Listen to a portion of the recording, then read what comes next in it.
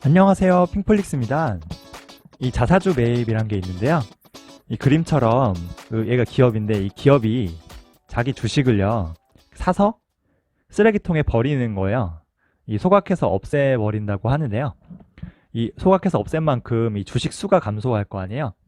이 그만큼 주식의 가치는 오르고 이 주가도 오르는 거예요. 그러니까 이게 자사주 매입은 미국에서 가장 열심히 하고 있는데요. 지난 10년간 미국의 그 주식시장이 엄청나게 폭발적으로 상승했는데요. 그 이유가 바로 이 자사주 매입 때문이라는 분석까지 있을 정도예요. 기업이 벌어들인 이익을 자사주 매입이 아닌 배당으로 주게 되면요. 여기서는 이제 그 세금이 엄청나게 로스가 생겨요. 특히 우리나라는 이 세금이 너무 좀 가혹하거든요. 근데 이제 만약에 이익을 이렇게 자사주 매입으로 주게 되면은 세금의 로스가 전혀 없죠. 가장 그 주주 친화적인 방법이라고 할 수 있어요. 지금 미국 이외의 나라는 이 자사주 매입을 거의 하지 않는데요. 우리도 삼성전자나 뭐 기타 대기업 정도만 간신히 하고 있어요. 이 자사주가 가장 주주 친화적인 방법이라고 하면요. 가장 주주 친화적이지 않은 방법은 뭘까요? 자사주 매입과 완전 반대되는 개념인데요. 그거 바로 유상증자예요. 이게 뭐냐면 이렇게 주식이 전체 주식이 이렇게 있으면 아까 말한 이 자사주 소각은 자사주 매입은 요만큼을 기업이 사서 없애버리는 거죠 이렇게. 그러면은 이 주주 가치가 올라가는 거죠. 근데 유상증자는 반대로 말하면은 여기 플러스에서 요만큼 주식을 더 상장시키는 거예요. 그러니까 이걸 증자시키는 거죠 증자. 그러면은 주주 가치는 오히려 낮아지겠죠. 그렇죠? 이 기업은 이 증자를 통해서 기업은 돈이 생겨요. 공짜로 돈이 생기는 거예요. 추가로 그 주식을 만들었으니까. 근데 그 피해는 주주가 지는 거죠. 물론 이 기업이 이 증자로 받은 이 돈으로 미래에 잘 투자해서요. 잘 투자해서 이 다시 기업이 성장하고요. 그게 다시 이 주주한테 리턴 될 수도 있죠. 근데 이제 이런 기업이 많이 없었거니와 이 리턴되는 투자해서 다시 돌아가는 기간이 너무 길잖아요. 이 기간을 버텨낸 투자자가 많이 없는 거예요.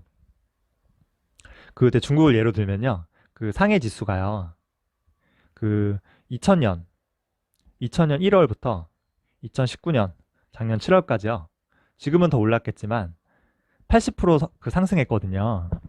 그러면 80% 하면은 꽤 많이 올랐네 싶기도 하지만 이게 지금 기간이 20년이거든요. 20년에 80%면은 연으로 치면은 그냥 3%예요. 연 3%면 사실 그 은행 이자랑 비슷한 수준이잖아요. 근데 웃긴 거는 이건 지수는 이렇게 80% 올랐는데 이 상장된 기업의 시가총액은 무려 1200% 상승했어요. 12배가 오른 거예요. 이상하죠? 시총이 12배 오르는 동안에 지수는 80%밖에 상승 못한 거예요. 이게 이유가 바로 앞서 말한 유상증자 때문이죠. 그 유상증자를 통해서 12배나 늘어나 이 시가총액 대부분의 이익을 다 대주주가 가져간 거예요. 그쵸? 이렇게 대주주가 12배 차익을 챙기는 동안에 개미들은 그냥 앉아서 이렇게 물타기 당한 거예요. 안 됐죠. 중국보다 물론 난데 한국도 사실 좀 비슷했어요. 같은 기간 이 코스피 지수는 110% 상승했거든요. 뭐 110%도 나쁘지 않죠. 근데 그 사이에 이 코스피 기업의 시가총액은 220%가 늘어났어요. 그 말은 그 유상증자를 통해서 이 개미들의 투자 수익률이 반토막 났다는 거예요. 이렇게 반토막 난 거죠. 미국을 한번 살펴볼게요. 미국은 같은 기간에 이제 S&P 500 지수가 그 110% 한국하고 비슷하죠. 상승했어요. 지수는. 근데 이 시총은 똑같아요. 110%. 그 말은 이 미국에서는 이 시총 110%의 상승목을 모두 주주가 가져갔다는 거예요. 100%. 신흥국 주식이 더 많이 오른 것 같지만 겉으로는 사실은 이런 유상증자를 통해서 사실은 다 물타기 당하고요. 실제 수익은 오히려 이런 신흥국, 미국이 나왔다는 거예요. 미국은 모든 그 수익이 주주들에게 100% 돌아가요. 전 세계에서 가장 자본주의적이고 주주 친화적인 그런 시장이라 그래요. 그리고 신흥국은 그 유상증자도 문제인데요.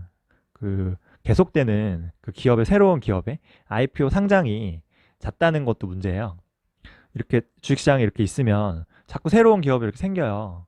좋은 기업이 생겨서 이 기업들이 여기 자꾸 끼어드는 거예요. 그러면 이게 주식시장에 자금은 한정돼 있잖아요. 근데 이렇게 좋은 기업들이 많아지다 보니까 이게 자꾸 분산되죠, 이렇게.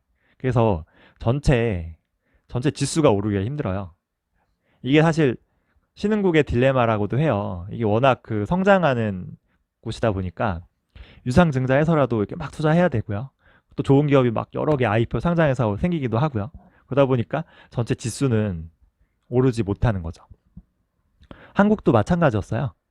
그래서 한국이 정말 경제가 성장하고 막 삼저 호황에서 되게 호황이었던 이 80년대 후반부터 2000년 2000년 전까지 이 90년대 기간이 보시면 주가가 별로 많이 오르지 못했거든요. 경제 성장에 비해서는. 이게 아까 말한 유상증자 그리고 새로운 기업의 IPO 상장 이런 것들이 영향이 있다는 거죠. 그리고 신흥국은 이게 제일 문제예요. 환율이 진짜 문제죠. 왜냐하면 신흥국은 태생적으로 경제 성장하려면요. 미국과 같은 선진국에요. 수출을 해야 돼요, 수출. 그쵸, 수출로 먹고 살아야 되잖아요. 근데 수출을 하려 때 유리한 거는 자국 통화 가치를 낮추는 거예요. 반대로 달러 가치가 그러면 높아지니까 이 수출을 더 잘 할 수 있는 거죠. 싼 가격에 많은 물건을 수출할 수 있는 거예요. 우리나라 대표적인 예요. 우리나라 수출 국가잖아요. 원화를 보면요. IMF 오기 전에 1997년도에 770원이었거든요. 1달러에. 근데 지금 2020년에 다 알죠, 저희? 1200원 넘잖아요, 지금. 지금 20년 사이에 환율이 원화 가치가 반토막 난 거예요. 이 말은 20년 전에 달러만 가지고 있었어도 이 환차익만으로도 꽤 큰 돈을 벌었다는 거예요. 베트남 동화는요, 더 버라이어티한데요. 1986년에 1달러에 23동이에요. 얘네 화폐 가치인데. 근데 작년 말 기준으로 해서요. 1달러에 지금 23,000동이거든요. 이 말은 1000배 폭등한 거예요, 환율이.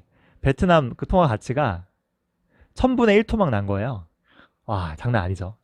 그러니까 베트남 사람들은 자기네 돈을 못 믿어, 동을. 왜냐하면 이렇게 또 폭락하면 어떻게 가치가. 그래서 어떻게든 이 달러를 가지고 있으려고 하거든요.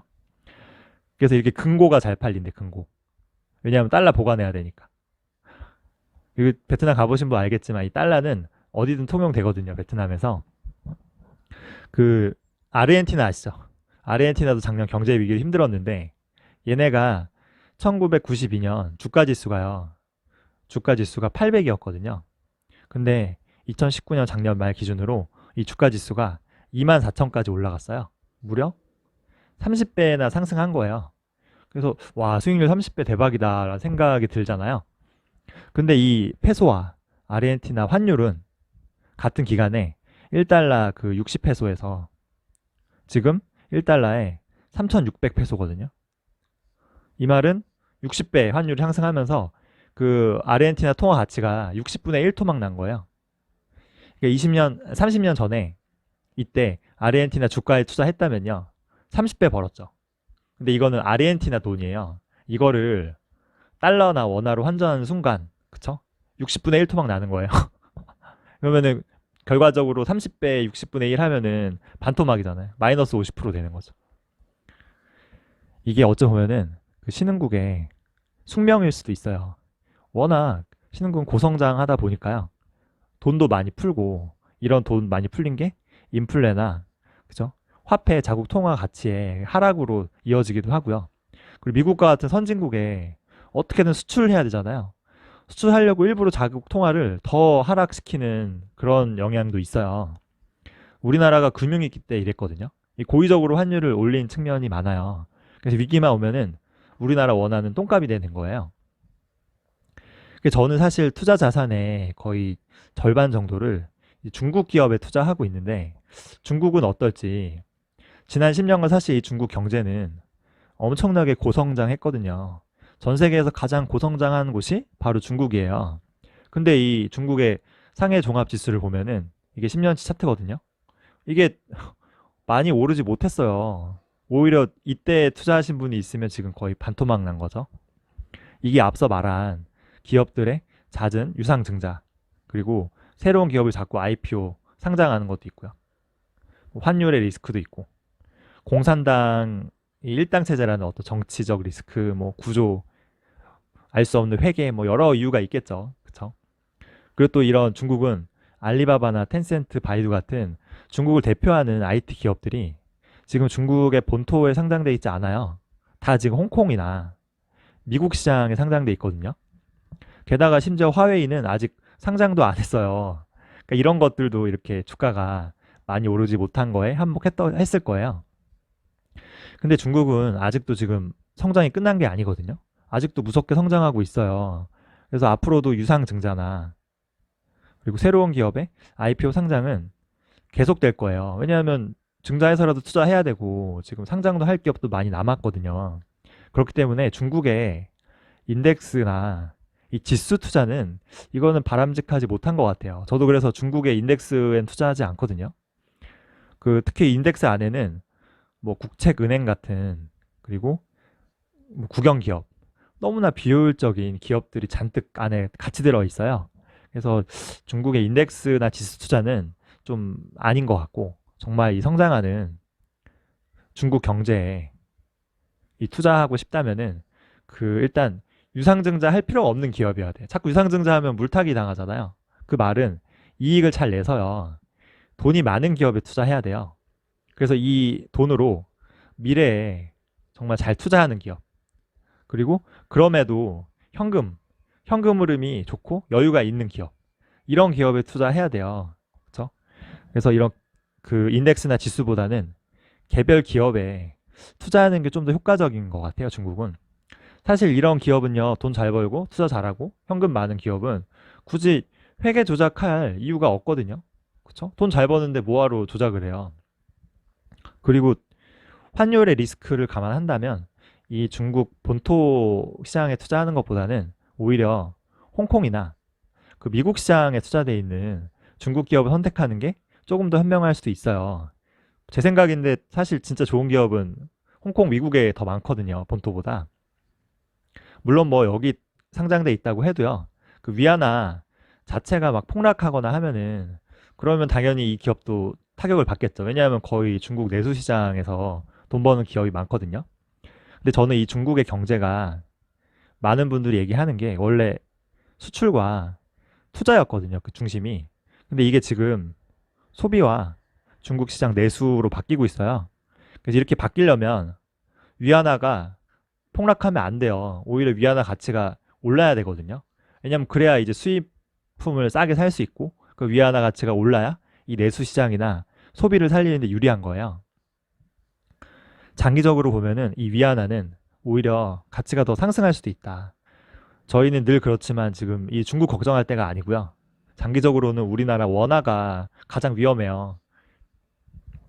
그래서 무섭게 성장하는 이 신흥국에 대한 투자는 이제 유상증자, 그리고 IPO 계속된 신규된 상장, 환율, 뭐 정치적인 리스크도 있겠죠.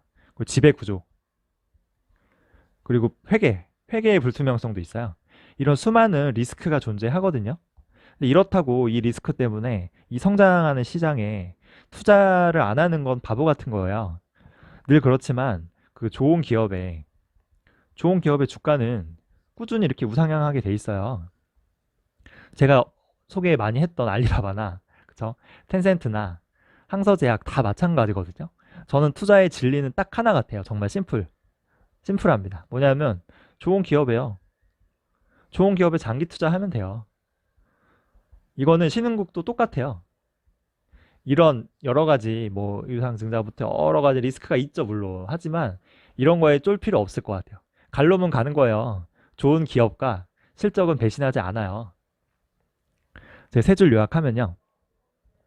그 신흥국 투자는 일단 뭐 유상증자부터 IPO 상장부터 환율 여러 리스크가 있어요.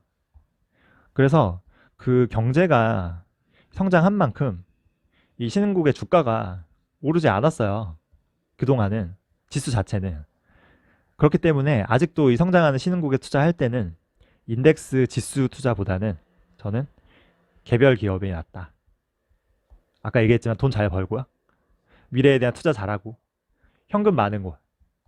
이런 개별 기업에 좋은 기업에 투자하면은 좋은 기업에 장기 투자하면 무조건 성공할 수밖에 없다. 투자의 진리는 정말 간단합니다. 그리고 그 미국을 보면은 애플과요, 마이크로소프트가 이게 주주 친화적인 정책을 시작하면서 배당도 주고요, 자사주 매입을 시작하면서 이 주가가 정말 엄청나게 폭등했거든요. 이걸 보면 알 수 있듯이 이 중국도요, 이제 그 고성장이 만약에 끝나고 나중에 안정기가 들어가면요, 이 기업들도 과거처럼 유상증자나 뭐 IPO 상장이나 이 미래에 대해 투자하는 것을 좀 줄이고요, 아마 자사주 매입이나 배당과 같은 이 주주 친화적인 정책에 더 신경을 쓸 거예요. 이때부터가 진정한 주가 상승을 기대할 수 있는 거예요. 그러니까 이때 전에는 사실은 장기적으로 보면은 매수 찬스예요. 이건 꼭 중국 기업뿐만 아니고 이런 지금 아마존, 구글, 페이스북 같이 지금 배당이나 자사주 매입하지 않는 그냥 성장에 올인한 기업도 마찬가지거든요. 이런 기업들이 나중에 언제 될지 모르지만 이렇게 자사주나 배당 같이 이제 주주 환원을 시작하게 되면은, 그쵸? 이때 이 주주 환원을 정말 충분히 노릴 수 있는 어떤 주식 수나, 그죠? 이 자산을 모으는 게 가장 중요한 것 같습니다. 모두 그럴 수 있기를 바랍니다. 파이팅입니다. 파이팅. 준비한 내용은 여기까지고요. 계속 좋은 영상 올리도록 할게요. 좋아요, 구독 많이 눌러주세요.